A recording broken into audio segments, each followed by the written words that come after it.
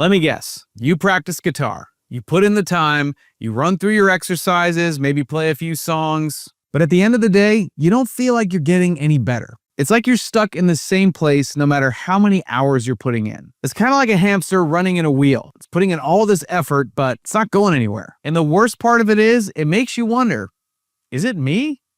Do I just not have what it takes? Maybe I'm not cut out to be a great player? But here's the truth. Your talent isn't the problem. Your hands aren't the problem. It's the way you're practicing. And until you change that, you'll stay stuck in this loop of never-ending non-improvement no matter how many hours you put in. At that point, it's more maintenance than real growth. So in this lesson, I'll show you why it's likely that you're not improving with your practice routine and how we can fix that immediately. And I mean, like, this will change the way you practice forever.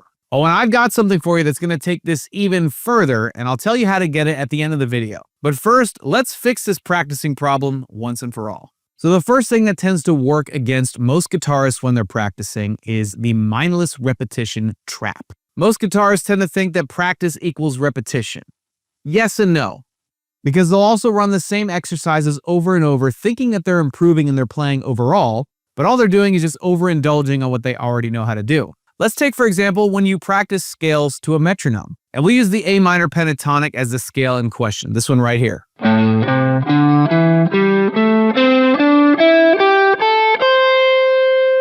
So let's say we're practicing that scale to a metronome to get our timing right, which is a very important practice, but a lot of times that's kind of where guitarists tend to just stay, right?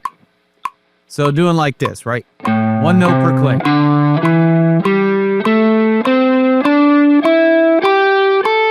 And then maybe descending.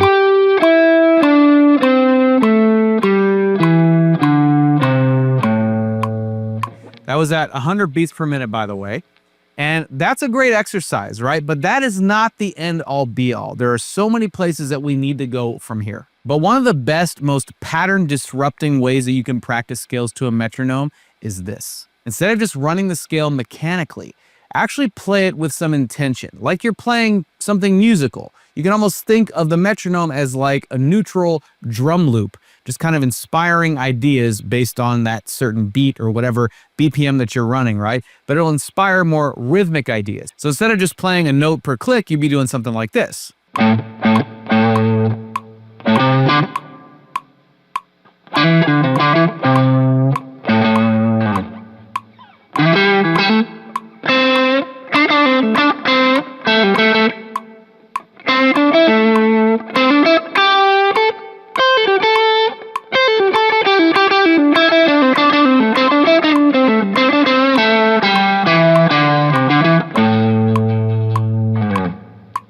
So all I was doing there, and it doesn't have to look exactly like that, right? I stuck with 100 beats per minute, but you can pick any tempo you want, slow or fast. But it just kind of inspired something a little bit moving, a little bit driving, just like ba-da-dum-bum, da-dum-dum-dum-dum, something like that, right? Something a little funky. And the thing is, all the notes that I need to kind of get that point across were contained within the A minor pentatonic. So it worked out great. But this could work over any scale, pentatonic, diatonic, doesn't matter. You practice to a metronome and then just start putting some rhythm behind your notes. They're automatically going to start being more musical and they're going to be played with more intention, or at least it's going to be the start of like learning how to have that intention when you're playing through the scales. So that you're actually using them to create music as opposed to just mechanically running through the scales. Because at that point, it's like, all right, you already know you can play the scale, but can you use it, right? You want to be able to pick up the guitar and just make music regardless of what you're playing. So if you want to sit there and play through a scale, you want to be able to do it in a way that just feels right, feels good, and feels inspiring. And don't be shy with an exercise like this. Be as simple as possible in the beginning just to jog some simple ideas. Then as you get more and more, comfortable with it, you'll get more and more excited. And then you can start graduating to using more notes in the scale. And I'm telling you, by doing that, you'll just like improve your musical instincts overall when it comes to playing scales. Play the scales. Don't let them play you. The next thing that I think stifles many a guitar player in their practice routine is a lack of patience.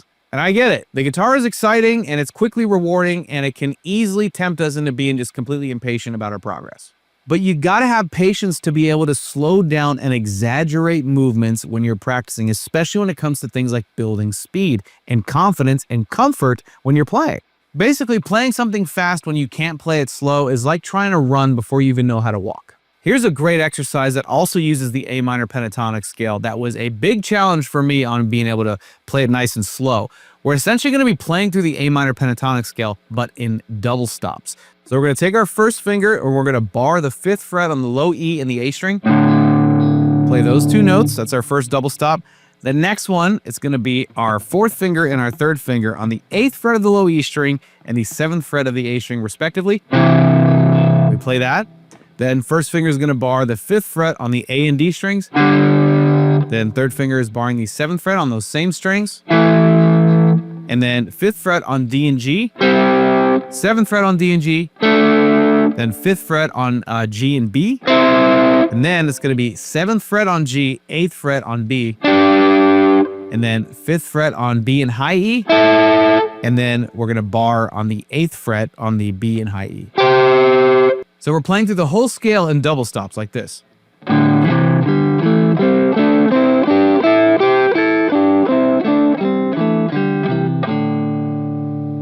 This is one of those things where if you pick lightly, it's a little bit easier, right? And then, of course, you want to make sure you hear both notes simultaneously when you're playing. Now, here's what's great about this exercise is it makes it almost impossible to speed through it, right? So if you're impatient and you try to speed through it, it's actually, you're going to crash and burn pretty quickly, which is a good thing because it's going to make you stop and be like, okay, I need to slow this down, right?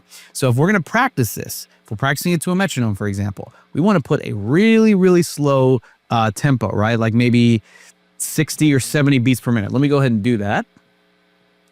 Got my metronome app here. Let's do 70.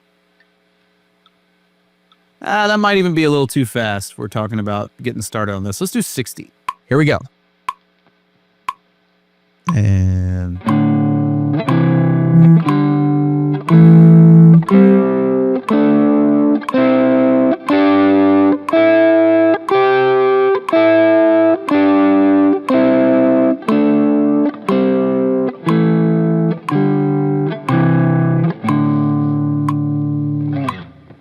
And of course, just like with practicing the scale with single notes, we can also practice to a metronome with some musical intention. So if I threw that back on, let's actually do 70 beats per minute for this one. If I threw the metronome back on, and I wanted to use those double stops, I can do something like this. Instead of just walking through the scale, I'll just kind of pick some double stops and go from there. Here we go.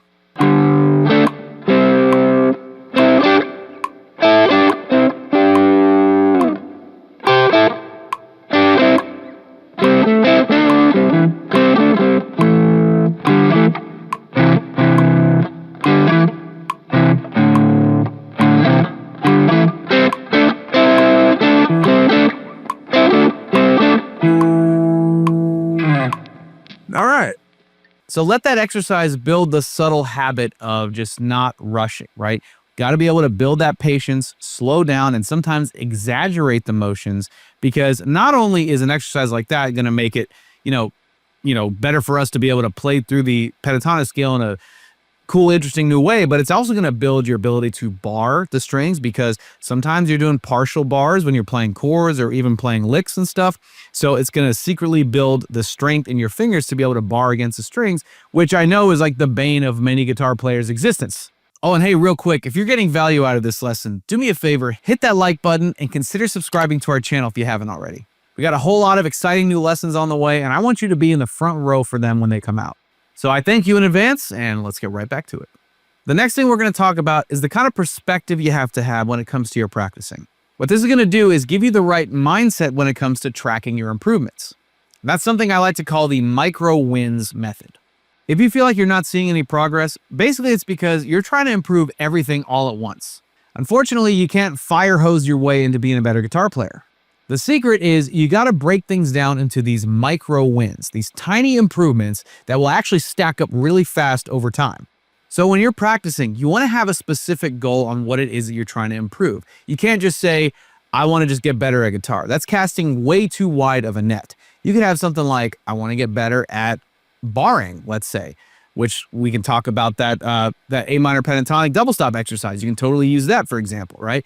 You can have a targeted exercise for that specific thing. Or if you're like, I want to be able to improve my picking dynamics, or I want to be able to really find the tone in my hands, which a lot of that comes from how hard or how soft you pick. So if you find that when you play, you're pretty much only picking with one intensity, you can practice on just like going, trying to play through a scale as clean as possible, and then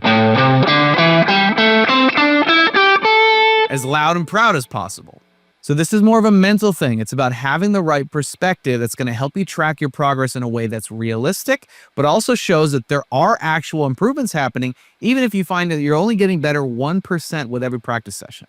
Because honestly, as human beings, the way that we're sort of hardwired to learn, improving 1% with every practice session is a pretty big deal.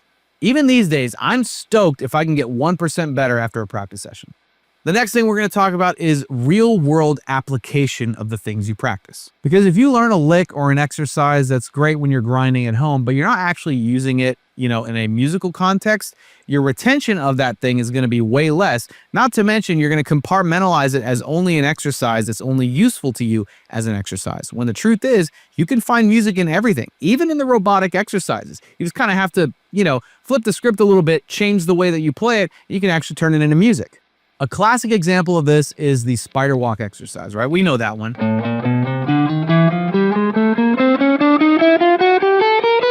Just walking up your four fingers like a spider up and down the strings, right, on the fretboard. Now, here's something really cool, and it's something that I like to inject in the A minor pentatonic scale, really any pentatonic scale, but since we're here, let's talk about A minor. Now, the spider walk, I like to take like the top three strings, like the high E, B, and G strings, and then use those spider walk notes, right, which kind of overlap with A minor pentatonic. They're like right there. There's just a couple bonus notes, right? And we can actually do some cool licks that sound really sophisticated and kind of fusion-like by injecting a little bit of chromaticism by virtue of that spider walk exercise. For example, I could take it and play a lick like this.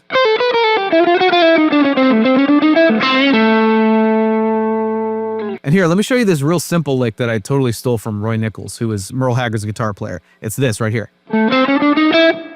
Real simple, and it does exactly what I'm talking about, right? Where it starts off with the root note and then walks up to the fifth in the pentatonic scale, right? But there's a spider walk right in between, so it's this chromatic walk-up thing. So it starts on the 7th fret of the D string, and then we're going to spider walk up from the 5th fret to the 8th fret on the G string, and then finally land on the 5th fret of the B string. And if you can put some swing behind it, it's even better.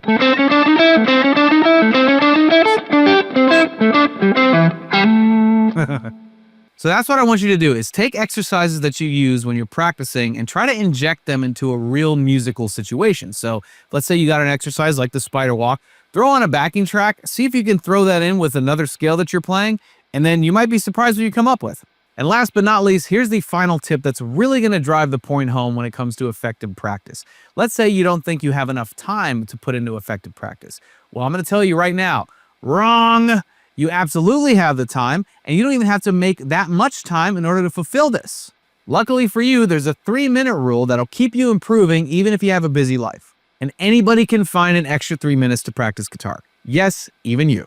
Remember when we talked about those micro wins? So find that one specific micro skill that you're wanting to improve on, and then spend 3 minutes practicing it. That will do the trick, as long as you're consistent with it. 3 minutes a day is not a big ask. I mean, you can even take that Roy Nichols lick that we just learned and drill that for 3 minutes. I mean, you'll definitely get better at it if you do that. But you can also time block. You can spend maybe a minute working on that lick. You can spend another minute running the pentatonic scale in a musical way to the metronome, and then the final minute practicing the pentatonic scale in double stops like we just learned.